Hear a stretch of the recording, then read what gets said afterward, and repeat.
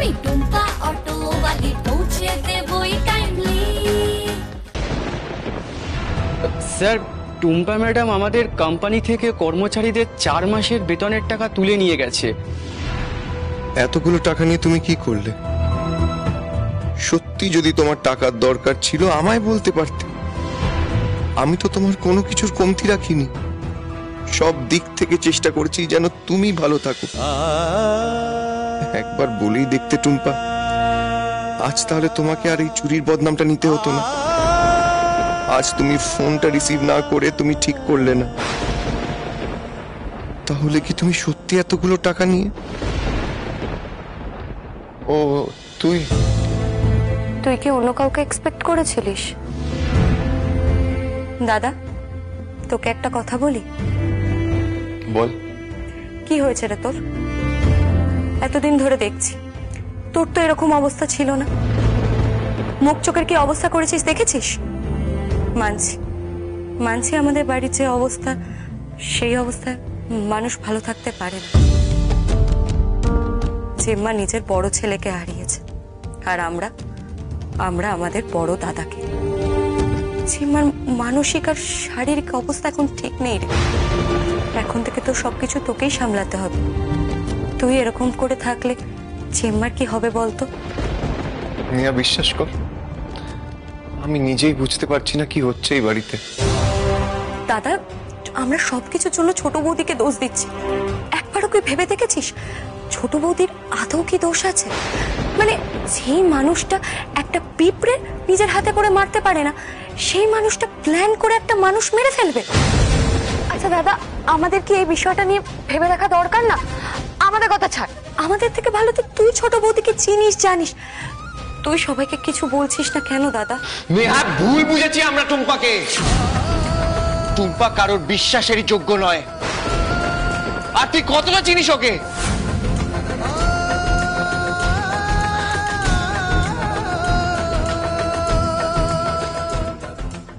Sorry Neha, sorry বলার দরকার নেই রে দাদা। আমি বুঝতে পারছি তোর এই রিয়াকশনটার কারণ কি। কারণ তুই এখনো ছোট বৌদিকে খুব ভালোবাসিস। তুই ভুল ভাবছিস নেহা। টুম্পার প্রতি এখন আমার আর কোনো আবেগ, কোনো ভালোবাসা নেই। আর টুম্পা যে একটা অন্যায় করেছে তা নয় নেহা। টুম্পা অনেকগুলো অন্যায় করেছে, যেটা এখন এই বাড়িতে কেউ জানে না। জানলে তাহলে। আর কি করেছে এমন ছোট বৌদি যেটা আমরা কেউ জানি না, শুধু তুই জানিস? দাদা, আমাদের সম্পর্কটা কিরকম অদ্ভুত হয়ে গেছে না রে? কত লুকোচুরি, কত এড়িয়ে যাওয়া। আমরা তো এরকম ছিলাম না রে দাদা। আমরা তো একে অপরকে সব কথা শেয়ার করতাম। এইভাবেই তো আমরা বড় হয়ে উঠেছি, বল? আচ্ছা দাদা, আগেকার দিনগুলো কি ফিরিয়ে আনা যায় না? একবার চেষ্টা কর, আমরা আমাদের ভাই বোনের সম্পর্কটাকে আবার আগের মতো মজবুত করি।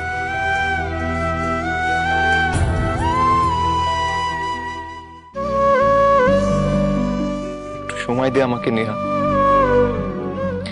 দেখ, এই বাড়ির যা পরিস্থিতি, আর তার উপর টুম্পা যেটা করেছে, সেটা সামলাতে একটু সময় লাগবে রে বোন। প্লিজ একটু সময় তো চেয়েছিল আমাদের কাছ থেকে ছোট বৌদি। একটু সময় দিলে ও সবকিছু ঠিক করে দিত। তুই কি সেই সময়টা দিয়েছিস? দিস। ছোট বোন হিসেবে তোর কাছে একটা অনুরোধ করতে পারি?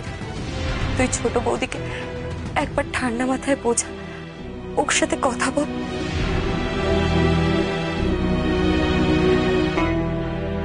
আচ্ছা, আমি আজকে ছোট বৌদিকে অনেকবার ফোন করেছিলাম। ছোট বৌদি কিন্তু আমার ফোনটা রিসিভ করেনি। জানিস তো, আমার খুব টেনশন হচ্ছে।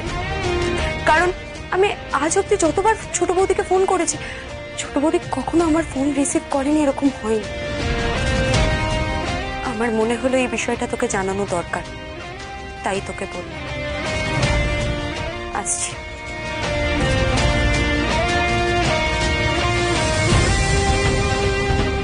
গেল কোথায় টুম্পা? টুম্পা কোনো বিপদে পড়েনি তো? আমি ওর কথা ভাবছি কেন? টুম্পা কারোর ফোন ধরছে না, কারণ এখন ওর কাছে কোম্পানির অনেক টাকা রয়েছে। টাকাগুলো নিয়ে ও কি কোথাও পালিয়ে গেল?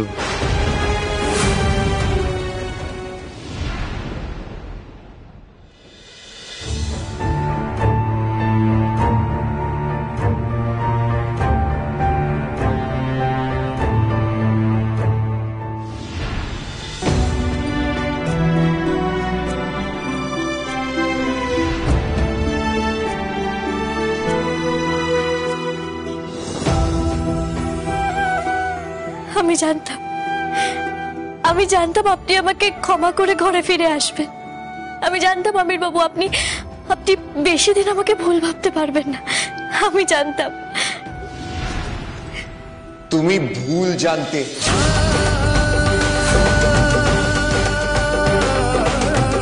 যত দিন যাচ্ছে আমার তত মনে হচ্ছে আমি কোনোদিনও তোমাকে চিনতে পারিনি। কেন বলছেন আমির বাবু? তাহলে আর কিভাবে বলবো? কিন্তু কেন? আমি এমন কি ভুল করেছি? বাবু মারা যাওয়ার পরেও তুমি এই প্রশ্ন করতে পারছো?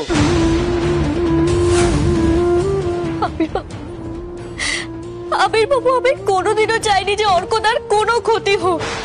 আমি মনে প্রাণে অর্কদাকে বাঁচিয়ে এই বাড়িতে ফিরিয়ে নিয়ে আসার চেষ্টা করেছিলাম আমির বাবু, সফল হয়নি।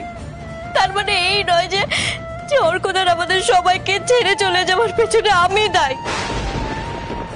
এই বিষয়ে আমি তোমার সাথে কোনো তর্ক করতে চাই না।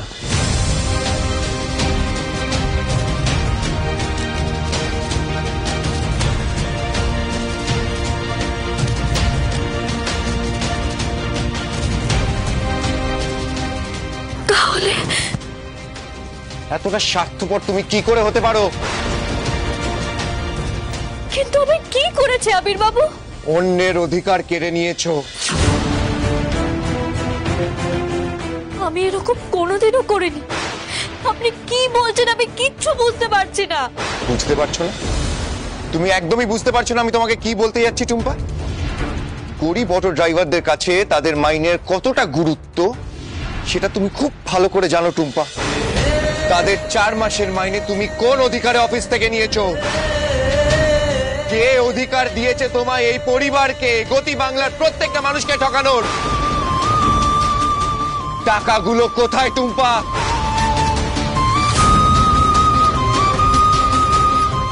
চুপ করে থেকো না, জবাব চাই আমার।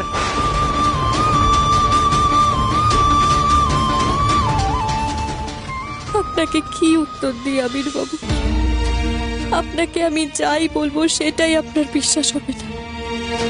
আবার আপনার চোখে আমি আরেকটা অপরাধের জন্য দোষী হব।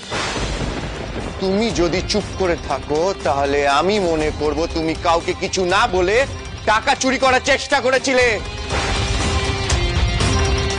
আর সেইটাই যদি ঠিক হয় তাহলে চুপ করে থাকো, না হলে বলো টাকাগুলো নিয়ে কি করেছো তুমি?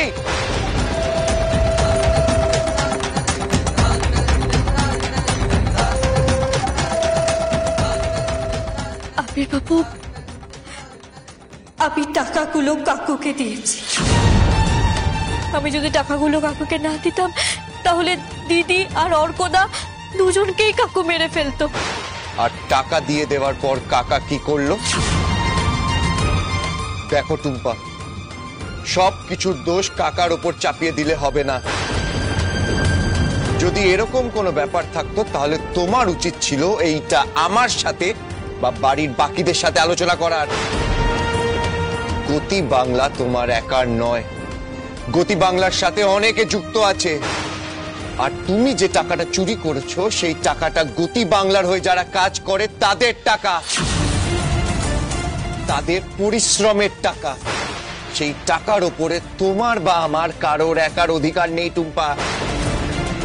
আর কাউকে কিচ্ছু না জানিয়ে সেই টাকা আমাদের মধ্যে থেকে কেউ নিতে পারে না। তার সত্ত্বেও সেই টাকাগুলো তুমি নিয়েছো। আবির বাবু বিশ্বাস করুন আমি না তখন কিছু বুঝতে পারিনি। আমার সামনে যে পথটা খোলা ছিল আমি সেই পথ ধরে এগোচ্ছিলাম। কারণ তখন আমার কাছে সব থেকে গুরুত্বপূর্ণ লক্ষ্য একটাই ছিল, আমার পরিবারের সমস্ত সদস্যকে রক্ষা করা, সুরক্ষিত রাখা। যেটা তুমি করতে পারোনি টুম্পা। কিন্তু আবির বাবু আমি তো মনে প্রাণে চেষ্টা করেছিলাম। এই পরিবারের কেউ তোমাকে বিশ্বাস করে না, এমনকি আমিও না। তোমাকে একটা কথা পরিষ্কারভাবে আমি বলে দিচ্ছি টুম্পা, এই বিষয়ে আমি বাড়ির কাউকে কিচ্ছু জানাইনি, কিন্তু এভাবে এটা বেশি দিন চলতে পারে না। যেটা সত্যি আমি সেটাই বললাম আবির বাবু। আর বলার আগে আমি এটা খুব ভালো করে জানতাম যে আপনারা কেউ আমাকে বিশ্বাস করবেন না। আমি তো বিশ্বাস অবিশ্বাসের কথাতেই যাচ্ছি না টুম্পা, ব্যবসার ব্যাপারে যেভাবে কথা বলতে হয় আমি ঠিক সেইভাবে কথা বলছি। আমি তোমাকে 24 ঘন্টার সময় দিচ্ছি আমাকে টাকা ফেরত দেওয়ার জন্য, আর তুমি আমাকে এই 24 ঘন্টার মধ্যে যদি টাকা ফেরত না দিতে পারো তাহলে আমি আইনি পদক্ষেপ নিতে বাধ্য হব।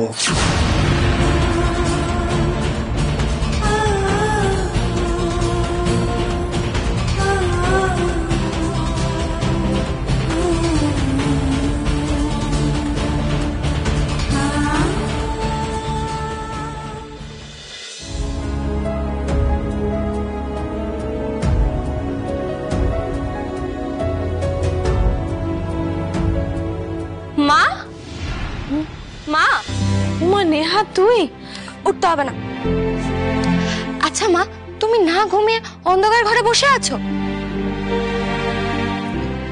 তুমি জানো ঘুম ভেঙে যখন আমি তোমায় দেখতে পাইনি আমার কি অবস্থা হয়েছিল, কতটা টেনশন হচ্ছিল?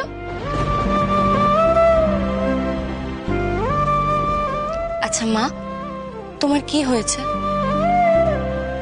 জানিস তো আমার না আগের কিচ্ছু মনে নেই।